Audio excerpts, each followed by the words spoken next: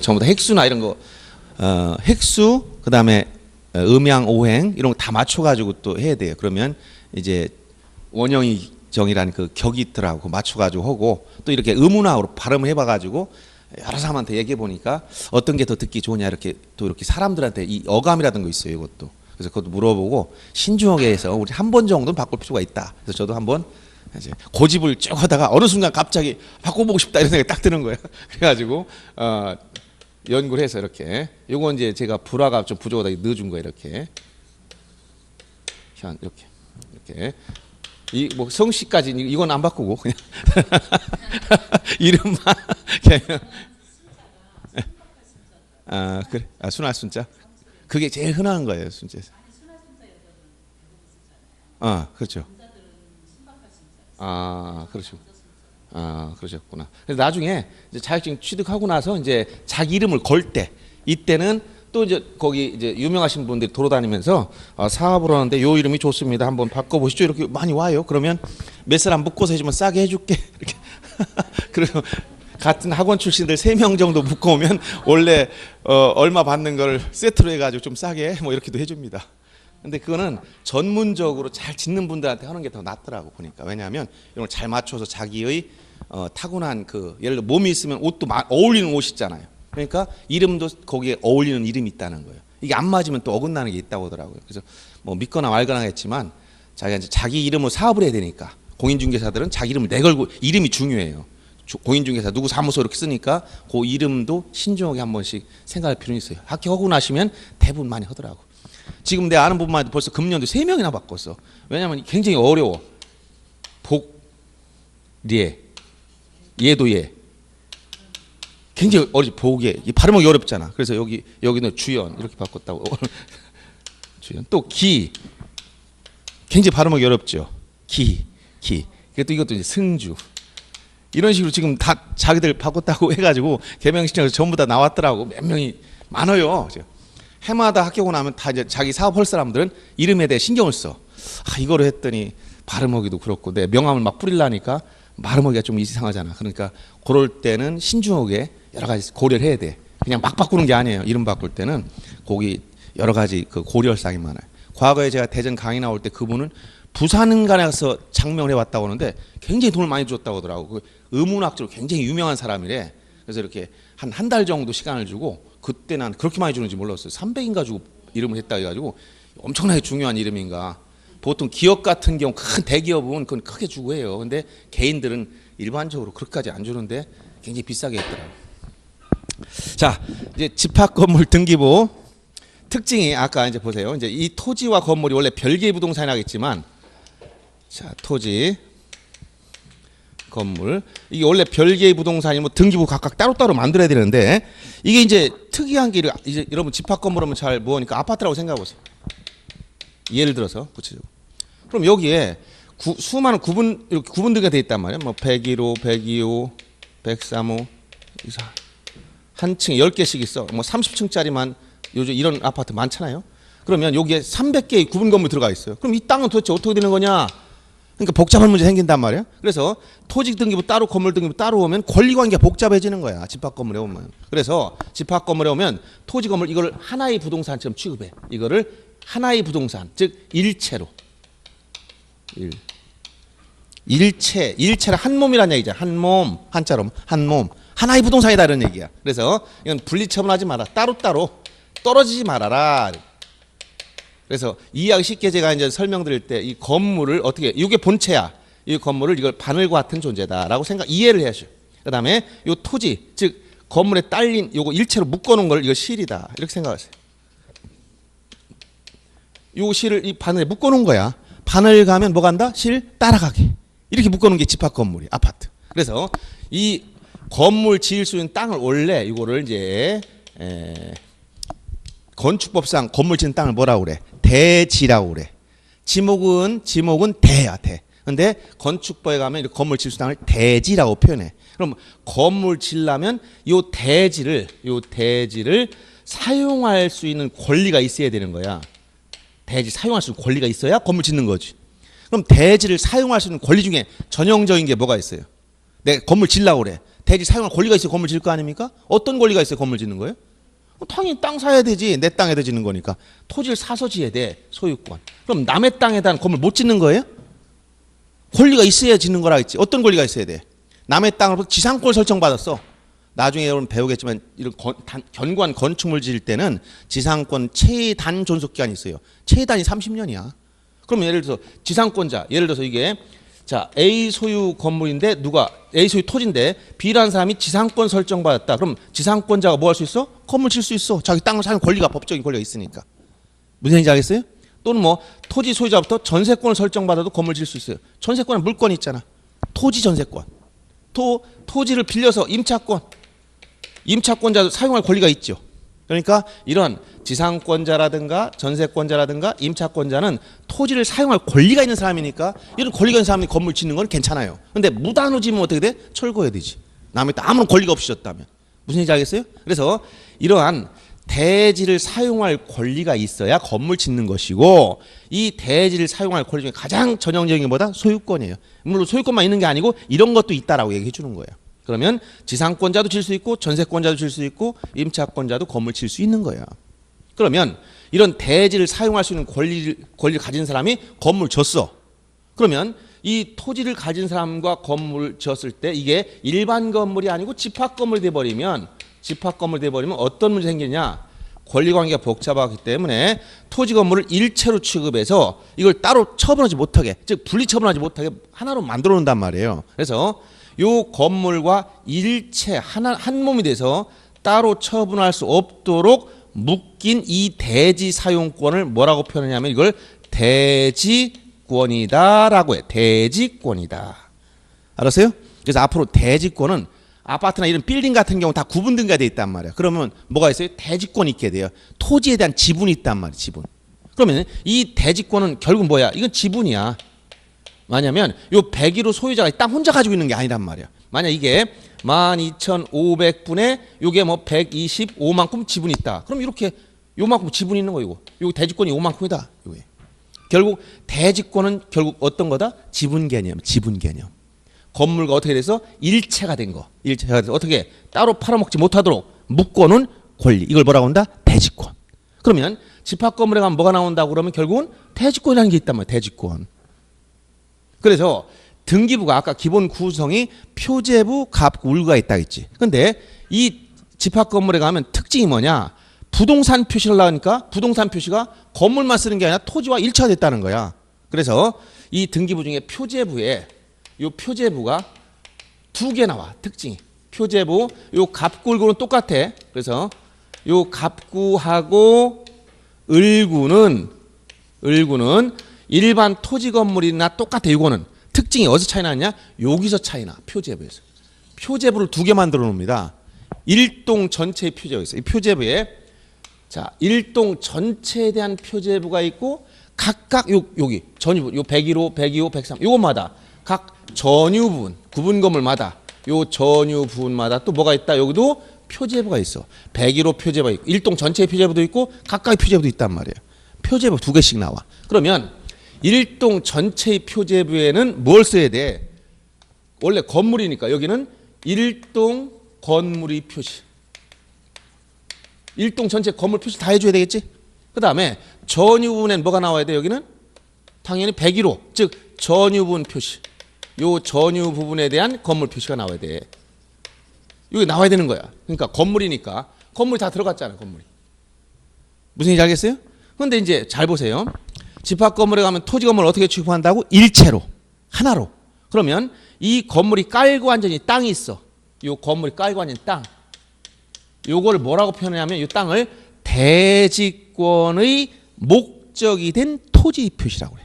대지권의 목적이 된 토지 표시.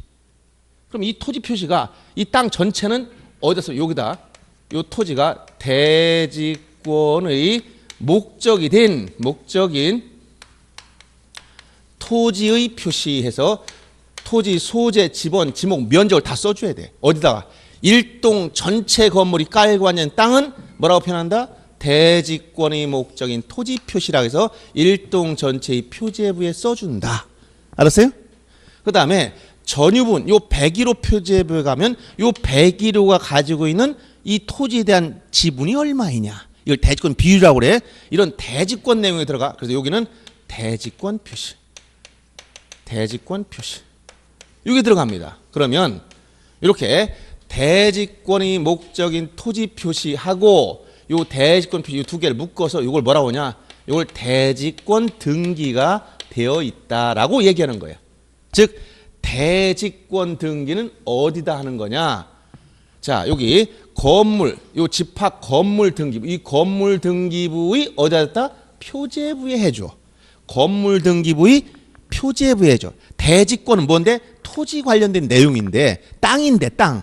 이게 어디 들어갔다고? 이 건물 등기부 어디? 표제부에 써준단 말이야. 표제부에 어디다 써주냐? 일동 전체의 표제부에는 뭘 쓰고? 이 건물이 깔고 앉은 땅. 이걸 뭐라고 표현한다? 대지권의 목적인 토지의 표시. 다시 읽어보세요. 뭐라고? 대지권의 목적이 된 토지 표시다 이런 얘기야. 그래서 이 땅의 소재, 지번, 지목, 면적을 써주는 거예요. 그리고 요 101호 전유분 표제부에 가면 전유분 건물 표시를 딱 하고 101호 면적 얼마, 철근, 콘크리트조, 구조 어떻게 생겼고 이거 써주고 그 밑에 대지권, 즉 어떤 것이 대지권이냐, 토지 소유권이 대지권이냐, 지상권이 대지권이냐 이런 내용을 써주고 일반적으로 소유권 대지권입니다. 땅 사서 아파트를 많이 짓기 때문에 그럼 토지를 사서 건축업자가 졌어. 그럼 뭐가 된다? 소유권 대지권. 그 다음에 대지권 비율 101호 가지는 대지권 비율이 얼마다? 12,500분에 126이다 5다 이런 거 써주는 거예요. 이걸 대지권 비율이라고 그래. 이런 게 어디에 들어간다고? 전유분 표제부 여기다 써주는 거야. 요 두 개를 묶어서 뭐라고 한다? 대지권 등기가 됐다 이렇게 표현해. 그러면 건물 아파트 등기부 표제부를 딱 봤을 때 이게 나와야 돼. 이렇게 두 개. 이게 나와야만 나중에 이건 대지권 등기가 됐다라고 하는 거고, 대지권이 없는 아파트가 나와요. 그럼 문제 있는 아파트야. 토지에 어떤 분쟁이 생겼거나 해가지고 이게 없는 경우도 있어요. 그런 경우는 특히 조심해야 됩니다. 그래서 일반적으로 여러분들이 앞으로 이제 실무를 하면서 보시면 거의 다 소유권 대지권일 거예요. 아파트 여러분 소유권 대지권. 근데 우리가 이제 반값 아파트를 공급하고 싶다 이렇게 한다면 어떻게 하냐면 국유지 같은데 국가가 토지를 빌려줘. 임차권. 알았어요? 영세한 서민들 위해서 이런 토지를 임대해 가지고 거기다 이제 아파트를 지켜놓은 거야. 그러면 토지 소유권 국가 가지니까 땅을 사서 건물 안 졌지. 근데 보통 땅값이 한 30에서 40% 차지한단 말이에요. 물론 지역에 따라 다르지만 수도권 더 비싸고 지방은 좀 저렴하겠죠. 근데 이게 만약 50% 차지했다면 땅값 50% 건물값 50%라면 굉장히 아파트값이 올라가잖아. 근데 만약에 임차권 대지권 오면 아파트값이 어떻게 굉장히 저렴하게 떨어질 수 있죠. 국유지다 아파트만 져가지고 임대 분양하거나 이러더라도 그러다 보면 반값 아파트 이런 것도 만들 수가 있는 거예요. 그래서 이런 임차권이 대지권이 된다든가 이런 경우도 이론상 가능하지만 현실적으로는 거의 다 뭐다 소유권 대지권이 돼버려요. 소유권 땅을 사서 건물 짓는 거야. 그래서 요 내용이 여러분 57페이지 한번 보세요. 거기 보면 56페이지 집합건물 등기부 해서 거기 뭐 지금은 등기부 등본이란 말 안 씁니다. 등기상 증명서 이렇게 말 써요. 용어는 다 바뀌어 있습니다. 등기상 증명서를 보면은 표제부에 보면 보세요. 표제부 일동 건물의 표시. 자, 표제부에 뭐가 나온다고? 일동 건물 표시가 나와 있지. 그래서 이 아파트 요 내용이 다 쓰이는 거야. 거 보면 종로구 무슨 아파트 쓰고 무슨 동 쓴 다음에 건물 대역 즉 일동 전체 내용을 다 쓴 거야. 1층부터 12층까지 각 층 면적이 얼마 되는지 쭉 이게 생략했지만 앞에 다 나타나게 돼 있어요. 그리고 등기원 및 기타 사항 똑같이 써줬죠. 근데 그 밑에 보세요. 대지권의 목적인 토지 표시 요게 나오지. 여기다 이렇게 앞에다가 여기다 1번이라고 써. 이렇게 1번 이렇게 써놔. 여러분들. 대지권의 목적인 토지 그 앞에다 동그라미 1번 써. 거기 보면은 이 아파트 밑에는 땅을 써놓은 거예요. 요 땅. 뭐라고 써놨냐면 자 서울특별시 종로 공평동 몇 번지 집원 쓰고 자 그 다음에 거기에 소재 지번이 건물 이건 잘못된 겁니다. 이거는 이제 토지 지목을 얘기하는 건데 이건 표기가 잘못됐어. 그건 지우시고 거기 지목이라고 해야 돼. 지목대 건물 내역이 아니라 면적입니다. 표시가 잘못된 겁니다.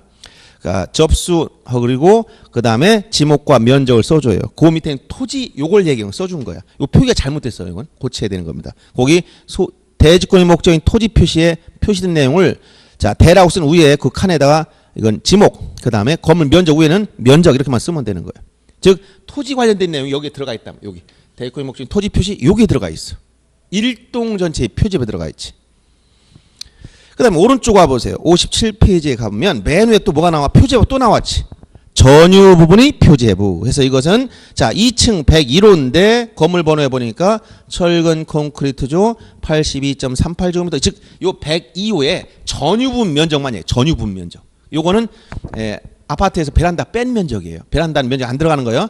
그래서 그 전유 부분 면적만 딱 들어갑니다. 여러분들 평형 몇 평형 했을 때 이게 면적이 다 안 맞아요. 등기분 딱 그 전유 부분 그거만 쓴 거야. 자기가 베란다 뺀 그 안쪽 확장하지 않은 면적 그걸 말하는 거예요. 그리고 그 밑에 보세요. 뭐라고 써놨어? 대지권 표시가 나왔지? 여기 요거예요. 요 대지권 표시. 요 앞에다 요번 2번 여기 써놔야 돼. 2번. 요 2번. 여기 써놔. 거기 대지권 표시 앞에다 동그라미 2번. 요 앞에다가 요 2번 써놓으세요. 등기 57페이지 보면 거기에 전유분 표제부 중에 대지권 표시라고 쓴 부분 앞에다 동그라미 1 쓰고 옆으로 빼서 1 플러스 요 1번과 2번 더해서 뭐가 된다? 요걸 대지권 등기라고 한다. 이렇게 얘기해. 요거를 대지권 등기라고 한다. 그래서 표제부를 보면 아 대지권 등기가 됐다 이걸 알 수 있는 거야. 일동 전체 표제부 뭐가 나왔다고? 대지권의 목적인 토지 표시, 전유분 표제부가 뭐가 나온다고? 대지권 표시. 이렇게 나오면 아 요 토지 요거를 건물 등기부에 다 집어넣구나. 즉 요거를 공시 요거다 다 집어넣어서 이렇게 공시한 거야. 그래서 요 대지권 등기는 자 토지 관련된 내용인데 어디에 들어갔다고? 건물 등기부의 표제부에 집어넣어 버렸어. 무슨 얘기 알겠어요? 그러니까 이렇게 표제부는 이렇게 돼 있으니까 이 집합 건물 표제부에 가면 토지 건물이 자 이건 건물과 이건 토지잖아. 이게 일체로 취급되는 거야. 일체로 공시됐죠. 그러면 만약에 갑구에서 A가 B한테 팔았다. 소유권 이전해 버렸어. 그러면 표제부에 있는 이 부동산이 넘어간 거니까 토지 건물 즉 바늘이 갈 때 실도 따라간 거야. 그러니까 따로 토지 대지권에 이전을 할 필요가 없어. 건물만 이전하면 일체가 되는 거야. 그래서 기준은 이 건물이 이게 바늘이라고 했다는 것은 일체로 간다는 것은 만약 소유자가 아파트 101호를 팔았다. 바늘 가니까 실 따라가는 거야. 대지권 따라가는 거야. 또 은행에서 요 101호를 저당권 설정했어. 그럼 저당권 설정하면 이게 한 덩어리니까 바늘을 담보로 잡으면 실도 담보로 잡은 거야. 즉 저당권의 효력은 대지권에도 미친다는 얘기야. 일체로 하나로 담보로 잡은 거야. 아파트를 담보로 잡으면 요 밑에는 대지권도 동시에 묶어서 부동산 하나처럼 취급하니까 저당권이 객체가 돼버린 거예요. 이렇게 움직이는 겁니다. 그래서 집합 건물에 가면 자 갑골구는 다 같은 내용이지만 소유권에 관한 사항이냐 소유권 이외의 권리냐 이건 같은 거지만 만약 소유권 이전되면 표제부에 있는 이거 건물뿐만 아니라 밑에 있는 이 대지권도 같이 따라가는 것이고 여기 저당권을 설정해버리면 저당권은 건물만 담보로 잡은 게 아니라 대지권도 담보로 잡은 게 돼버리는 거야. 같이 일체로 움직이는 거예요. 그래서 집합 건물 등기부의 특징이 뭐냐? 아 대지권 등기가 있다. 대지권. 요 대지권의 개념은 건물과 일체가 돼서 따로 분리 처분할 수 없는 이 토지 대지 사용권을 말하는 건데 이걸 어떻게 공시하느냐 이거를 등기하는 절차는 대지권 등기란다.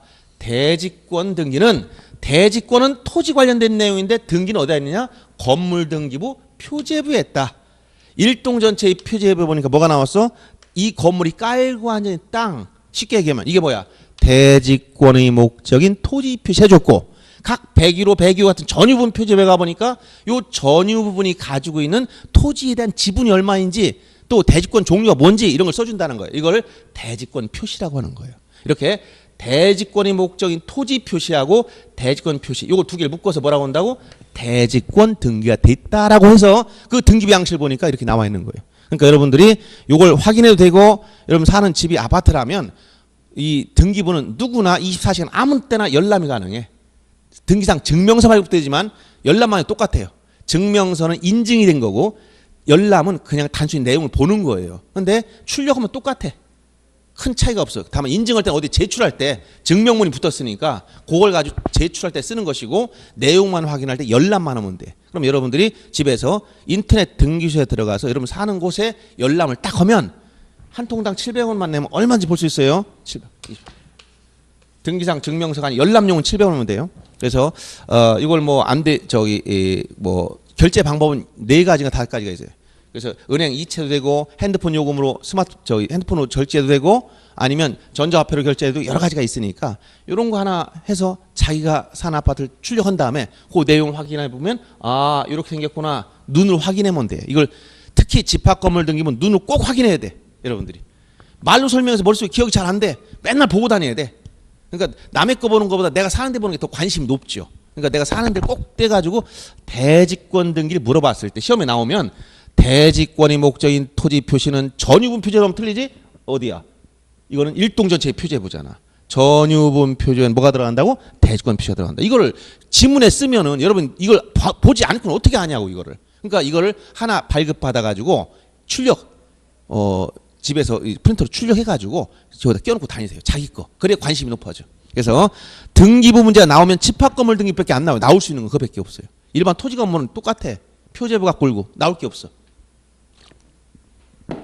그래서 이런 이 대지권 문제를 이해를 잘해야 된다. 그래서 집합 건물에 가면 표제부만 잘 보면 돼요, 이게. 그러면 더 이상 요 대지권 등기를 하고 나면 요 토지 등기부는 따로 공시 안 해줘. 여러분이 아파트 땅 보고 싶어도 못 봐요. 왜? 여기 다 들어왔는데 왜 이걸 공시해 주겠어? 그러면 이 대지권 등기를 하고 나면 더 이상 토지 등기부를 공시하지 않기 때문에 요 토지 등기부에는 등기관이 뭐라고 하냐면 직권으로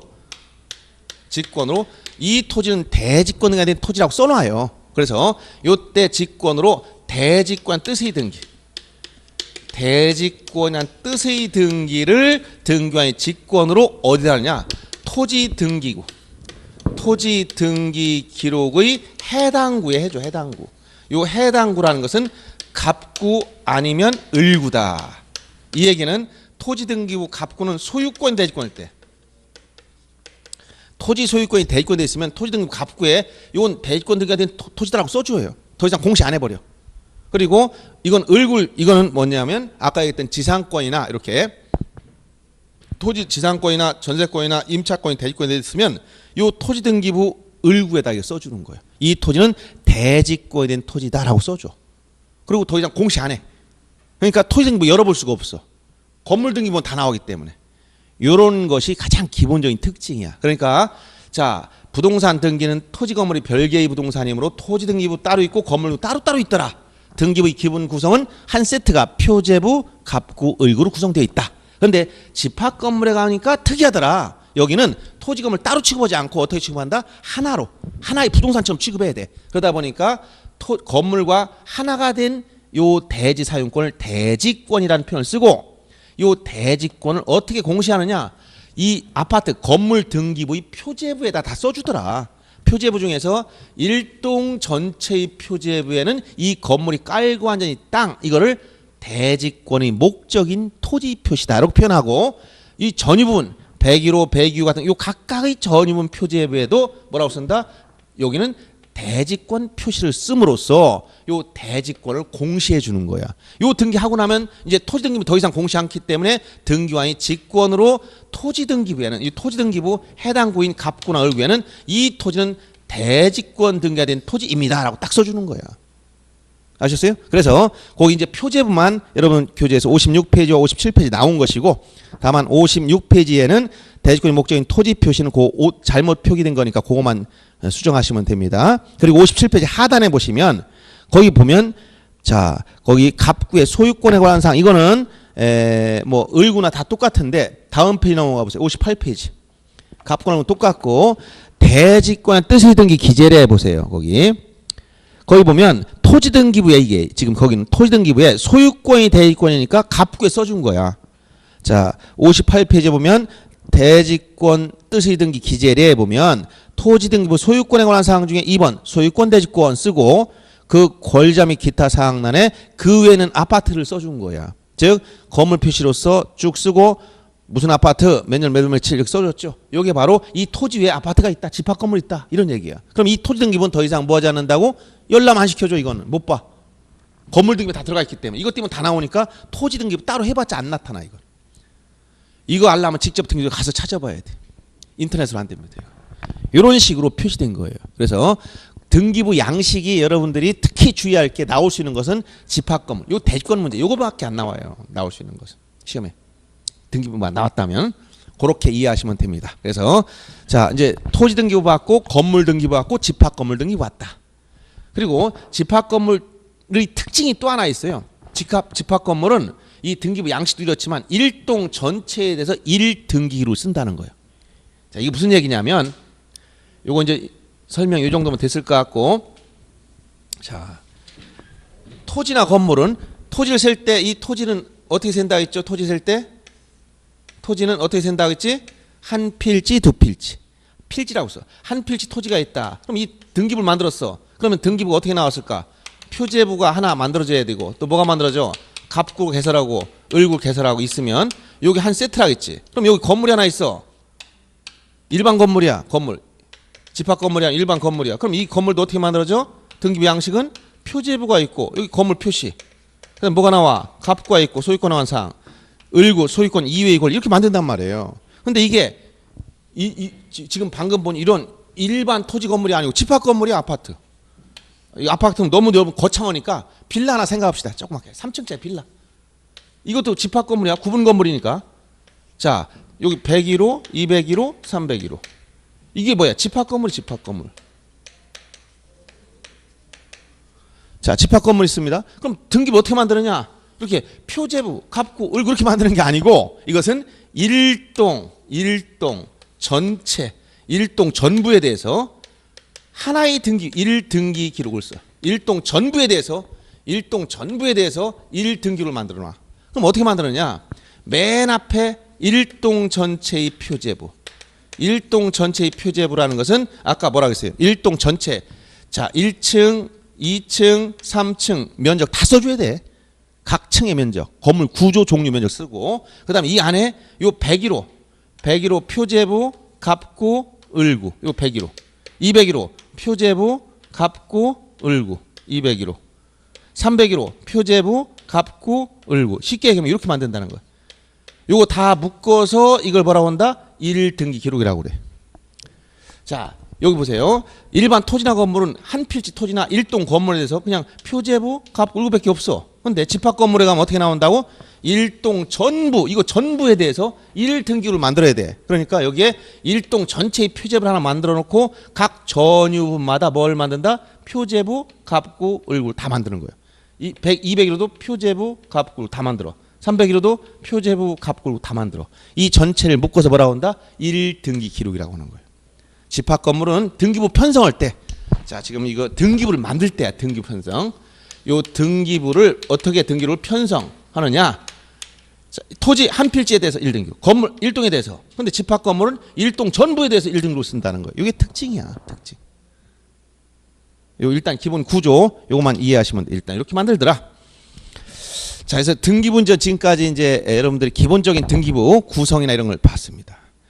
이제 물권 변동이 생기면 등기부에 써주기만 하면 돼. 그럼 물권 변동이 생기는 거야. 등기부에 만약 소유권 변동이 생겼다, 갑구에 소유권 이전해서 자기 이름 써주면 이제 내게 된 거야. 쉽게 얘기하면. 자, 그러면 언제 저당권이 성립하느냐? 저당권 언제 성립한다? 저당권 언제 성립할까요? 예? 예? 아, 그러니까 여러분들이 지금 얘기한 제 취지는 이 법률 행위 문제 나오면 전부 다 어디로 가야 되냐? 민법 186조 출발하는 거야. 민법 186조. 자, 처음에 얘기했던 거. 자, 법률행위. 법률행위는 매매만 있는 게 아니라 각종 계약이 다 법률행위입니다. 각종 계약. 법률행위로 인한 물권의 득실 변경, 물권의 취득, 상실, 변동이 생기는 거. 득실 변경은 어떻게 한다? 등기를 해야 돼. 해야 효력이 발생해. 그러면 저당권을 설정하려면 먼저 저당권 뭘 해야 돼? 설정 계약을 하고. 계약, 설정 계약? 그럼 이 이면에 뭐가 있어? 소비대차 계약이 있는 거야. 은행에 돈을 빌리는 걸 뭐라고 한다? 민법상 소비대차 계약이라고 그래. 돈 빌리는 계약을. 그건 채권 계약에 불과하죠. 근데 무슨 계약 해야 돼 이거? 담보 계약. 그러니까 저당권 설정, 건지당권 설정 계약을 따로 해야 되는 거야. 돈 빌리면서 주된 게 뭐야? 소비대차. 종된 게 뭐야? 피담 여기에 대한 설정을 해준단 말이에요. 주종관계 있다 이죠. 소비대차 계약이 있으면 거기에 따라 담보권이 설정되면 이건 종된 계약이야. 즉 돈을 갚으면 주된 계약. 예를 들어서 자 A가 B로부터 돈을 빌렸어. 이 빌리는 거 이걸 이제 소비대차 계약이라고 표현합니다. 민법상. 그래서 얘가 뭐야? 채권자가 됐어요. 빌린 사람. 돈을 빌린 사람을 채무자라고 표현했잖아. 그럼 여기 부동산이 있다면 이걸 담보로 집어넣는단 말이야. 그럼 이 담보로 넣으려면 뭐 해야 돼? 이게 주된 계약이 되니까 여기에 종된 계약으로서 근저당권 설정 계약을 해야 되는 거야. 근저당권 설정 계약. 그러면 여러분들이 종된 계약으로서 근저당 설정 계약을 하고 물권 계약을 했으니까 법률에만 가지고 물권 즉 근저당권이 발생하지 않아. 어떻게 돼? 등기를 해야만 근저당권이 성립이 되는 거야. 그럼 어떻게 돼? 등기부에 근저당권 설정해가지고 등기부에 기록이 되어야만 이게 물권이 생기는 거예요. 그런데 이런 것은 피담보채고 돈을 갚았어. 그러면 주된 게 소멸했어. 그럼 종된 건 따라 소멸하는 거야. 알았어요? 그럼 만약에 설정 계약을 해서 등기부 아까 저당권이나 근저당권은 을구에 기록되니까 을구에 만약에 여기다 이렇게 근저당 설정 간단하게 약식으로 씁니다. 근저당권 설정해가지고 계약을 하고 채권 최고액 얼마 그 다음에 근저당권자 뭐 비 이렇게 써놨다. 그럼 이게 근저당권이 물권이 성립이 된 거야. 효력이 생겼어. 돈을 빌리고 설정 계약을 하고 이에 따라 등기를 마쳤으니까 효력이 발생했다는 거야. 이 상태에서 돈을 얘가 갚았어. 1억을 다 갚았어. 갚았으면 주된 권리가 없어지면 종된 걸 따라 소멸. 즉 돈을 갚으면 이거는 말소 안 해도 없어진 거야. 소멸했어. 근데 이건 민법 187조에 따른 물권 변동이기 때문에 등기 없이도 소멸한 거야. 다만 등기에 뭐가 남았어? 껍데기가 남았으니까 없애줘야 돼. 그러면 어떻게 해야 돼? 말소 등기를 해야 돼. 그래서 이때는 이렇게 1번 근저당권 말소, 원인은 변제. 이렇게 해가지고 1번 등기를 다 지워줘야 돼. 등기부 이렇게 지워버리면 돼. 이렇게 빨간 선을 그어. 이러면 지워진 거야. 이게 말소사항 포함 등기부 열람을 해버리면 이런 게 다 나타나. 근데 현재 유효사항만 클릭해서 보면은 이거 없어진 거 나타나지 않고 깨끗하게 살아있는 것만 나와. 현재 살아있는 것만. 이렇게 되는 겁니다. 그래서 이런 등기라는 것은 모든 물권 변동이 생기면 법률행위에 있다. 각종 계약이야 이게. 이럴 땐 반드시 등기해야만 효력이 생기더라. 등기하는 과정은 아까 이렇게 등기부에 기록을 해주는 거예요. 기록. 그럼 지금부터 이제 등기 절차가 어떻게 진행되는지 아주 중요한 내용입니다. 이런 걸 해줄 거예요. 그래서 이제 등기부 양식을 여러분들 다 봤고 표제부, 갑구, 을구, 토지 건물 똑같다겠지? 집합 건물에선 토지 건물을 일체로 취급해서 대지권 등기를 하더라. 그래서 집합 건물 등기부 표제부를 보면 그 나타나는 걸 알 수 있는 거예요. 자, 그럼 등기하는 과정은 가장 전형적인 걸 여러분 생각하셔야 돼. 가장 전형적이라는 것은 예를 들어서 가장 대표적인 물건이 뭐예요? 대표적인 물건이 뭐다? 에? 소유권. 물건이 왕은 소유권이야. 그럼 소유권이 흔히 변동되는 경우 뭐가 제일 많아요? 매매. 그렇지? 매매. 그럼 여러분이 매매를 한다. 그럼 어떻게 등기 절차가 시작되느냐? 이 등기 절차 개시 이게 굉장히 중요한 거예요. 이게 간단한 것 같지만 등기 절차 개시 등기 절차가 어떻게 시작되느냐? 이 개념을 이해를 잘해야 됩니다. 그러면 이것은 등기소에서 등기가 이루어지는 계기를 물어봐. 계기는 등기소에서 등기가 이루어지려면 필요한 사람이 가서 해달라고 요청을 해야만 등기해줘요. 요청 안 하면 절대로 등기관 움직이지 않습니다. 자기가 쫓아다니면서 만약에 등기를 직권으로 하게 돼 있다면 얼마나 여러분들이 어떤 일이 생기나 잘 생각해 보세요. 나중에 이제 합격하고 부동산 사무실 열었어요. 개설 등록하고 이제 영업하는데 오늘 매매 계약했어. 잔금일이 한 달 후에 잡아가지고 오늘 잔금 치는 날 됐다고 보세요. 잔금 치려고 봤더니 물권 변동이 생기려면 등기해야 되잖아. 근데 이거를 직권해 준다면 어떻게 직권을 해야 된다는 주의가 적용된다면 원칙이라면 등기관은 관내에 있는 부동산에서 잔금 치르는 날을 전부 다 파악해야 돼. 그래서 오늘 여기 A 등기소 잔금이다 그러면 등기관이 몇 시입니까? 전화 와가지고 알았어. 서류 가져갈게. 가서 서류 다 빼다가 얼른 등기해줘야 돼. 그러면 부동산들 얼마나 편하겠어. 그렇죠? 등기관 다 해주는데 와서. 근데 등기관이 어느 날 아침에 출근해서 관내에 있는 모든 부동산 오늘 잔금 치는데 그거 다 조사해가지고 어디에 치는다면 시간만 쫓아가서 서류 받아야 할 거 아닙니까? 그런 일이 일어날 것 같아요? 없습니다. 없어. 있을 수도 없어. 등기는 원하는 사람, 사적자치 원칙에 따라 사고 파는 건 우리 마음이야. 자기 마음대로 결정한 거야. 등기하는 것도 자기 마음이야. 하고 싶으면 하고 안 하면 않는 거예요. 그래서 절차, 등기소에서 등기가 시작되는 계기는 4가지인데 이걸 잘 이해해야 돼. 등기가 시작되는 계기는 첫째, 필요한 사람이 신청을 해라. 신청을 해라. 알았어요? 신청하면 안 해준다는 거야. 그래 여기 있는 등기소에는 등기관 움직이기 시작해. 등기소에는 등기관 움직이려면 가서 해달라고 요구해야 돼. 그렇지 않으면 안 움직여 얘들은. 그 등기관은 아침에 출근했습니다. 오늘 딱 저 대전지방법원 등기과에 딱 출근했는데 등기과에 갔더니 아침부터 문 열고 오는 사람이 저녁 때까지 아무도 없었어. 그럼 등기관은 업무를 태만히 한 겁니까? 열심히 근무한 겁니까? 아주 열심히 근무한 겁니다. 아주 열심히 근무했어. 왜냐하면 준비 다 하고 기다리는데 아무도 안 온 거야. 그럼 등기관은 일을 안 한 게 아니라 아주 열심히 자기 역할 다 한 거야. 알았어요? 근데 지적은 어떠냐? 지적. 지난번에 우리가 설명했던 지적은 직권주의가 적용되기 때문에 지적 공무원들은 신청을 안 해도 뭐 해야 돼? 알아서 국가 다 해야 되는 거야. 그거를.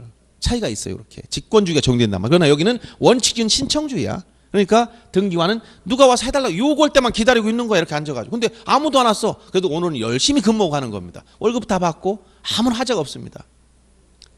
아침부터 저녁까지 엄청나게 사람들이 몰려와. 그래도 다 받아줘야 돼. 그땐 기분 나쁜 날이야. 엄청나게 이러고 가죠. 그러니까 등기관은 오늘 가급적이면 사람들이 안 왔으면 하고 바라면서 오는데 어쩔 수 없이 사람들이 뭐 저 건물이 아파트가 입주 들어간다. 그러면 뭐 그냥 집단 사건이 몇천 건 들어온다. 그러면 막 그냥 이제 밤새워 일해야 되지. 고민하는 거예요. 그러니까 혼자 못 하니까 협조 받아가지고 법무사 뭐 직원들도 일부 도와주고 입력 도와주고 해가지고 하는 거예요. 이게. 자 이렇게 신청에 의해서 개시되는데 아까 신청할 때는 뭐가 원칙이라고 했죠? 혼자 하지 않고 상대방이 있어야 되는 거야. 공동 신청. 자 여기서 공동 신청이 이게 원칙이야. 공동 신청이다. 그럼 이 공동은 아까 어떤 개념이라고? 권리자 의무자 같이. 권리를 취득할 사람과 상실할 사람이 같이. 만약 소유권을 이전한다. 매도인과 매수인 이렇게 나왔어. 그럼 예를 들어서 A 소유 아파트를 B한테 팔았다. 매매했어. 그러면 이 매수인은 민법상 매수인하겠지만 이거 판 사람 매도인하고 표현하는 거야. 매도인. 이 아파트를 팔았습니다. 그러면 이건 이제 법률행위에 따라서 매매 계약을 하고 뭐 중도금 잔금을 지급하고 이건 매매 계약이 이행되는 과정이야. 그럼 법률행위가 있으니까 이런 법률행위, 이 법률행위에 따라 물권 변동이 생기려면 뭐 해야 된다? 등기를 해야 돼. 등기하려면 뭐라고? 신청해야 돼. 신청할 때 어떻게 한다? 혼자 못 가. 권리 취득할 사람, 이 사람 뭐라고 한다? 아까 등기법에선 등기 권리자. 이 사람은 소유권 이전 등기해주면 소유권 없어지잖아. 등기 의무자. 이렇게 등기 권리자와 의무자가 함께 신청을 뭐라고 표현한다고? 공동신청. 공동신청. 근데 공동으로 하고 싶어도 상대방이 없을 때가 있어. 소유권 이전 받았는데 보니까 이분이 사망해서 그 아들이 상속받았네? 그러면 공동신청을 하면 죽은 사람과 아들이 같이 가려고 봤더니 같이 갈 수 있어 없어? 없잖아. 그러니까 어떻게 돼? 상속은 법률 행위가 아니고 법률 규정에 따른 물권 변동이다 보니까 혼자 갈 수밖에 없어. 그러니까 뭐 한다? 단독 신청. 또 건물 처음에 이거 신축했어. 얘가 신축했어. 최초로 건물 줬어. 무슨 등기 한다고? 소유권 보존 등기. 보존 등기할 때 누구하고 함께 갈까? 함께 갈 사람 있어 없어? 없잖아. 혼자 가는 거야. 이런 걸 단독 신청. 그래서 공동 신청이 원칙이지만 이 법률 규정에 따른 물권 변동들은 대부분 상대방이 없어요. 그래서 이런 건 뭐 한다? 단독 신청도 해. 요 단독 신청은 이건 예외로 보는 거예요. 예외. 원칙이 뭐예요? 이걸 원칙으로 삼는다는 거예요. 그래서 공동으로 신청하거나 또는 단독 신청하거나 뭐야 이건 다 신청하는 거야. 신청. 신청한다는 말은 개인이 국가기관인 등기소에 이걸 해달라고 요구하는 거. 이걸 뭐라고 한다? 신청이라고 그래. 그런데 요 신청이라는 말 안 쓰고 어떤 말 쓸 때가 있냐면 여러분 등기 촉탁이라는 말 썼죠. 지난번에 지적에서. 촉탁 등기라는 게 있어. 올해 이 촉탁 등기 특징도 한번 또 나왔어. 촉탁 등기는 어떻게 하느냐? 요 관공서와 대등한 지위에 있는 거. 즉 주체 관공서일 때.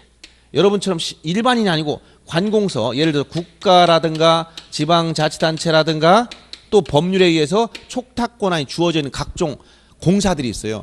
뭐 토지공사, 수자원공사라든가 뭐 이런 공사들이 있습니다. 약 30여 개 기관이 있어요. 이런 것들은 법률상 촉탁권한이 주어져 있어. 그때 이런 관공서가 등기 신청한 걸 용어를 뭐라고 쓴다고? 촉탁이라는 용어를 쓰는 거야. 우리는 아랫사람이 윗사람한테 뭐 하는 이런 개념이 아니라 대등한 관공서끼리 등기를 좀 부탁을 한다. 그러니까 이걸 뭐라고 한다? 촉탁이라는 용어를 써. 그런데 관공서는 믿을 수가 있을까 없을까 일반적으로? 예? 예. 그렇게 순수하게 생각하세요. 대부분 어떤 분은 우리 국가기관들 예를 들어 대통령도 선거 공약은 엄청나고 시건하기가 이루 말할 수 없고 대전시장이나 구청장들도 출마할 때는 엄청나게 떠버리지만 나중에 막 하나도 안 지키고 너희들 어떻게 믿냐 이렇게 나가는 생각을 가지면 우리 시험에서 떨어져. 그렇게 생각하지 말고 관공서는 일단 진정성이 보장되는 기관이다 이렇게 이해하시면 돼. 믿을 수 있는 기관이다. 공직력이 있다 이렇게 생각하시란 말이에요. 그래서 관공서는 진정성이 보장되니까 굳이 공동시장 안 해도 돼. 그리고 얘들은 직접 찾아오지 않고 우편으로 보내와도 받아줘요. 여기는 특이한 게 있어. 특징들 특혜를 준단 말이에요. 그리고 이 공동 신청할 때는 여러 가지 까다로운 절차를 두는데 관공서는 그런 게 믿을 수 있는 기관이니까 많이 생략돼 주는 특징이 있어. 이런 걸 이해하셔야 된다는 거예요. 그리고 예외적으로 법률에 이런 경우는 등기관 직접 해라라고 쓴 게 있어. 등기관이 직권하는 이건 예외적인 거죠. 이건 아주 예외적인 현상이야. 그래서 이건 법률 규정들이 꽤 많아. 그런데 이게 그리고 등기하는 과정에서 등기관이 잘못했으면 이 사람은 등기관은 완전히 이건 등기에 대해서는 대통령이야. 아무도 손 못 대. 등기관 해주면 하는 거고 안 해주면 못 하는 거야. 등기에 대한 최종 모든 건 등기관이 결정해버려. 자기 책임에 자기가 결정하는 겁니다. 그러니까 등기관은 그렇다면 신이냐? 등기관 신일까요? 아니지. 등기관 실수할 수 있다 없다? 있어. 잘못할 때도 있어. 그럼 등기관이 잘못했으면 어떡하느냐? 이거는 일반 행정공무원이 아니야. 법원에 있는 법원, 즉 법원에 소속된 말단이지만 일단 등기에 대해서는 독립관청이라고 표현한단 말이야. 등기에 대해서는 저 사람이 전적으로 결정해야 돼. 그럼 등기관이 잘못했으면 어떻게 해야 되느냐? 따져야 되지. 그럼 어디가 따져? 시청에 가서 따지는 게 아니고 어디가 따져야 돼? 시장한테 따질 수 없으니까 법원에 가야 되는 거야. 법원. 왜? 이 등기소가 어디라고 했지? 법원의 말단 기관이라고 했잖아. 그러니까 등기관이 이 등기관의 결정이나 처분이 부당하다면 불복을 해야 되는데 불복할 땐 등기관 쫓아가서 당신 잘못해서 고쳐주세요 해가지고 고칠 수가 없단 말이야. 자기가 한 행동이니까. 그럼 어디? 이 등기관을 감독하는 지방법원에 가서 이거 고쳐주세요라고 얘기해야 돼. 그게 바로 이의신청. 즉 등기관의 결정 처분이 잘못됐을 때는 이의신청이란 특수한 절차가 마련되어 와서 이의신청해라. 그러면 이 등기관을 감독하는 지방법원에서 등기관한테 잘못했으면 등기를 해라라고 명령을 내리고 또 잘못된 건 등기를 안 해준 걸 할 땐 등기를 하도록 명령 내리고 또 해준 게 또 잘못됐을 때는 그걸 바로 고치도록 명령을 내려줘요. 이것을 명령에 의한 등기다. 이것은 명령이라는 게 뭐예요? 명령. 군대시잖아. 위에 있는 기관이 아래 있는 기관한테 하도록 딱 지시를 내리면 그대로 해야 되는 거야. 그래서 요건 이의신청 절차에서밖에 나오질 않아. 요 두 가지는 예외적인 거예요. 요 두 가지. 요 두 가지는 예외적인. 요게 원칙이야. 신청 또는 촉탁. 다만 신청은 일반일 때, 촉탁은 관공서일 때. 용어가. 그러면 등기 절차가 여러분들 이 절차 개시라고 했을 때는 요 내용을 이해를 잘해야 돼. 요 내용. 등기소에서 등기 절차가 시작되는 계기는 몇 가지가 있다고 지금? 여기 보세요. 몇 가지? 네 가지가 있잖아. 어떻게? 신청, 촉탁, 직권, 명령. 알았어요? 이게 굉장히 중요한 거야 이거. 아무것도 아닌 것 같은 굉장히 중요한 얘기를 해주는 겁니다. 등기 절차가 시작되는 계기. 등기소에서 등기를 하도록 만들어준 계기는 몇 가지가 있다고? 네 가지가 있는 거야. 그 중에 원칙이 뭐라고? 신청. 그 중에 뭐가 원칙이야 또? 공동신청이 원칙이야. 근데 만약에 자 보세요. 최근에 기출된 문제를 한번 봅니다. 여러분들이 가압류. 요 가압류라는 얘기 들어봤어요? 가압류? 가압류. 얘기 들어봤어 안 들어봤어? 생소하지? 이게 본압류가 아니라 가압류. 이건 가라는 것은 임시적이다. 일시적이다. 이런 의미를 가지고 있어. 언제 하는 거냐? 돈 받을 때 있을 때. 예를 들어서 A가 자 B한테 돈 받을 게 있어요. 근데 B가 돈을 안 갚네? 그럼 어떻게 해야 돼? 돈 안 갚으면 어떻게 해야 돼? 내 돈 빌려줬는데 상대가 안 갚아. 또는 뭐 물건 팔았는데 매매 대금을 안 줘. 그럼 어떻게 할까? 돈 받을 게 있으니까. 가서 칼 들고 와서 뭐 내놔. 이렇게 해야 되나? 어떻게 해야 돼? 에? 어떻게 해야 되지? 에? 아니 소송을 해야 돼. 이 사력구제, 자력구제가 없기 때문에 요즘은 법적으로 구제를 받아야 돼. 자, 분쟁이 생겼잖아. 돈을 갚을 사람이 안 갚잖아. 그럼 분쟁이 생겼죠? 그러면 국가 권력을 이용해서 합법적으로 이걸 진행을 해야지. 뭐 강제적으로 깍두기를 데려다가 오다 묻어놓고선 안 내면 어떡하나 이렇게 하면 안 된단 말이야. 그러면 그건 이제 폭력에 의한 거기 때문에 그러면 만약 돈을 받을 게 있는 상대방이 돈을 안 갚아요. 그럼 소송을 해야지. 그럼 소송에서 뭘 받아야 돼? 국가로부터 판결을 받아서 그걸 가지고 강제 집행을 해야 돼. 근데 만약 채무자가 이 사람 돈 갚을 사람이 부동산이 있다면 좋은데 아무것도 없으면 소송해봐야 뭐야? 실익이 없지. 변호사 비용만 다 날라가고 실익이 없어. 상대방이 거지야. 1억을 빌렸는데 상대방이 지금 아무것도 없어. 그럼 소송해봤자 실익이 있어 없어? 별로? 없지. 받을 게 없는데. 그렇죠? 완전 폭삭 망해버렸어. 그럼 아무것도 없으면 소용이 없잖아. 그러니까 항상 빌려줄 땐 이럴 때를 대비해서 담보를 설정하는데 그냥 담보 설정 없이 만 이런 일이 생겼다면 어떻게 해야 돼? 소송을 해야 되잖아. 근데 소송 오늘 자 B는 A에게 금 1억 원을 지급하라 이런 소장을 냈어. 그럼 법원에서 다음 날 이리 와. 그래 네 말이 맞다. 판결문 줄게. 이렇게 할까요? 그렇게 합니까? 소송은 시간이 걸리는 거야. 왜? 이 사람 주장일 뿐이지 상대방 주장 들어봐야 할 거 아니에요. 그러니까 소장이 오가려면 이게 금전 소비대차 관련돼서 분쟁이 생겨도 최소한 3개월에서 6개월 걸린단 말이야. 이런 게. 그럼 그 사이에 얘가 소송을 제기하면 B는 어떻게 돼? 이놈이 소송 걸었어? 그래 금매로 팔아버릴게. 제3자에 팔아먹어. 그럼 나중에 한 3개월 후에 얘가 이겼어. 뭘 집행을 하니까 재산이 있어 없어? 아무것도 없네. 이런 문제 생기면 소송 하나만 하잖아. 그러니까 항상 소송하기에 앞서서 일시적으로 먼저 뭐 한다? 이걸 부동산 잡아놓고 소송을 해야 되는 거야. 이때 돈 받을 게 있을 때 금전채권에 의해서 이걸 집행을 먼저 딱 잡아놓은 걸 뭐라고 한다? 이걸 가압류라고 그래. 가압류. 알았어요? 돈 받을 게 있을 때 하는 거야. 그럼 가압류를 하려면 가압류는 어디에 가서 하는 걸까요? 가압류. 어디 가서 하는 거야? 등기소에 가서 가압류할까요? 법원에 가면 민사 신청과가 있어.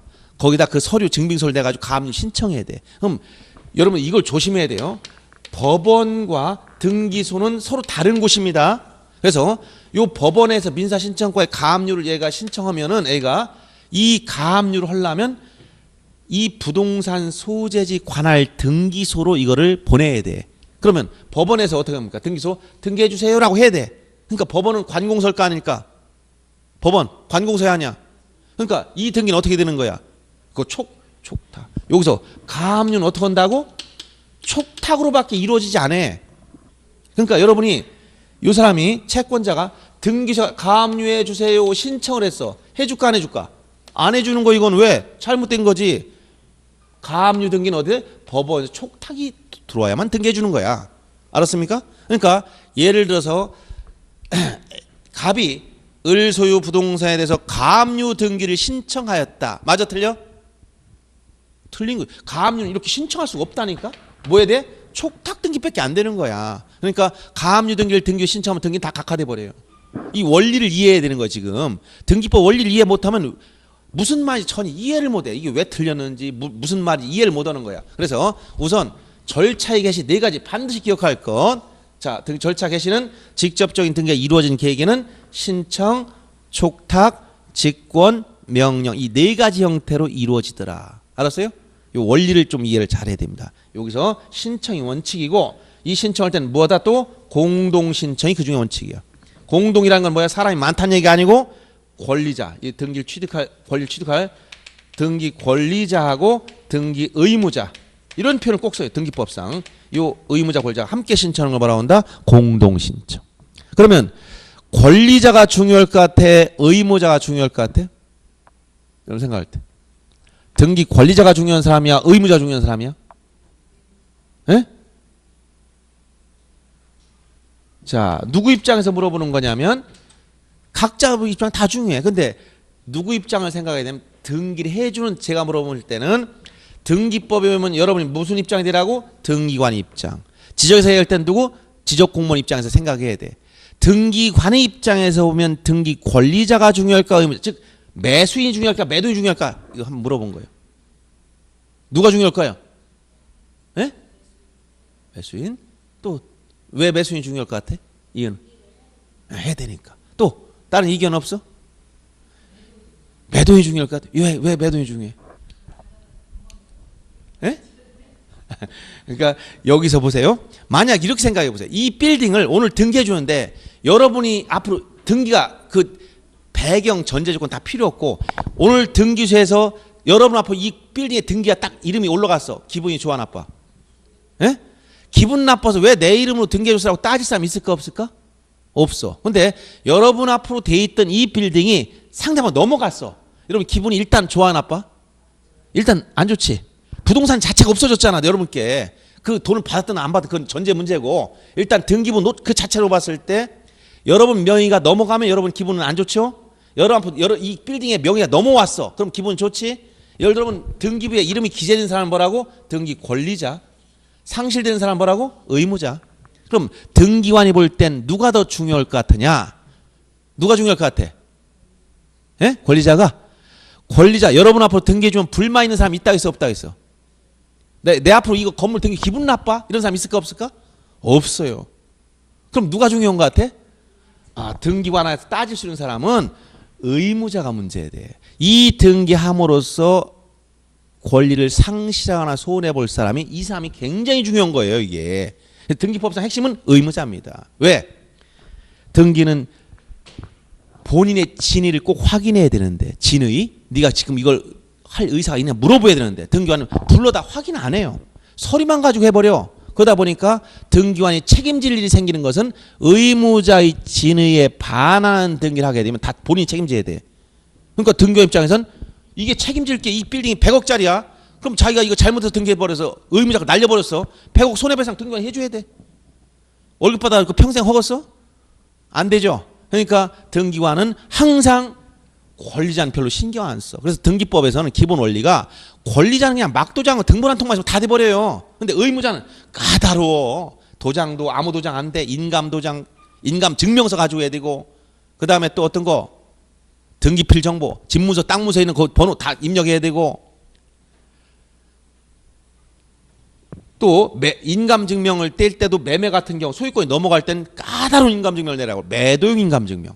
매도자가, 즉 이 사람이, 의무자가 매수인 이름 인적사항을 다 자기 자표를 써줘야만 돼. 그래야 발급돼 버려. 그렇지 않으면 안 돼요. 그러니까 소유권이 넘어갈 때는 굉장히 신중하단 말이에요. 그래서 등기 진정성이라는 표현을 쓸 때 앞으로 등기 진정성, 진의를 말하는 진정성, 이건 누굴 말하느냐? 당연히 누구다? 의무자 진의를 말하는 거예요. 의무자. 그래서 등기관은 권리자는 신경 쓰지도 않아. 그러니까 권리자 누가 되는지 쳐다보지도 않아. 막도장에다 그냥 등본 한 통만 내면 권리자 다 해줘버려. 그런데 의무자는 굉장히 등기관이 신경 많이 씁니다. 그래서 등기법상 제일 중요한 게 의무자 문제. 그래서 등기 진정성은 누구의 진정성이다? 의무자 진정성. 이걸 진위를 확인하려고 공동신청을 하는 거야. 왜? 의무자 절차에 관여시키려고. 얘 본인이 관여 않고 등기해버리면 나도 모르게 등기 넘어갔다? 소유권 넘어갔다? 있을 수 있어 없어? 말이 안 되는 거야. 자고 났더니 아파트 명의가 바뀌어버렸어. 말이 됩니까? 그러니까 내 의사를 반드시 확인해야 되는 거야. 등기관이. 그러려니까 공동신청해라. 의무자 관여하는 거예요. 그 다음에 이렇게 하려면 반드시 누구 매매 계약서를 내야 되지? 원인증명정보. 계약서가 있어야 되는 거야. 거래 신고했든 간에. 그래서 이런 의무자 진위를 담보하는 장치가 굉장히 많습니다. 그래서 이걸 뭐라고 한다? 등기 진정성 문제라고 그래. 그래서 중요한 건 의무자 진위와 관련된 인감증명이나 또는 등기필 정보라든가 이런 것들이 반드시 여기에 확인되어야만 등기해 주는 겁니다. 그래서 등기관의 입장에서 볼 때는 의무자가 아주 중요하고 의무자의 진정성은 등기법의 핵심이에요. 이걸 꼭 이해를 잘해야 됩니다. 그래서 이렇게 절차 개시 4가지를 한번 요거 좀 이렇게 된다는 거 알아두시고 조금 쉬었다가 등기 절차 전반적인 얘기를 해주고 그것이 총론 강론에서 어떻게 움직이는지 이 원리를 한번 제가 설명드릴 겁니다. 그거 알면 등기법은 이렇게 움직인다. 그래서 첫 시간에 본 등기부 양식 다 받고 절차 개시 이렇게 되고 등기법 전체는 어떻게 움직이는지 요걸 알고 나면 요 개별적인 평면적인 건 책을 쭉 보면 다 알아요. 금방. 자, 좀 쉬었다가 하겠습니다.